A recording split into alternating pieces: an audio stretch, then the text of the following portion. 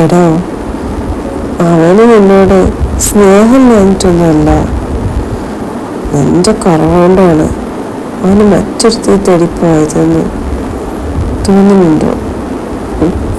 എടോ, നിന്നോട് സ്നേഹം ഉണ്ടായിരുന്നെങ്കിൽ നിന്റെ കുറവുകളൊക്കെ അവൻ അംഗീകരിക്കുകയായിരുന്നു,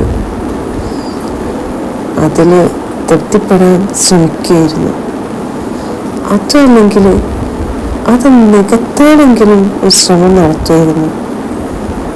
അതായിരുന്നു വേണ്ടത്. എന്നാൽ ഇന്നവൻ മറ്റൊരുത്തിയെ തേടിപ്പോയി.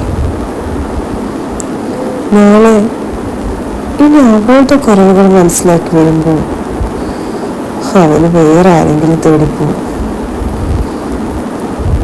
പക്ഷെ അതിനായിട്ട് നീ എന്തിനാ കരഞ്ഞ് കണ്ണീരൊലിപ്പിച്ച് നിന്റെ ജീവിതത്തിനെ സഹിച്ച് അവന് വേണ്ടി കാത്തിരുന്ന് ഇല്ലാതാക്കുന്നത്?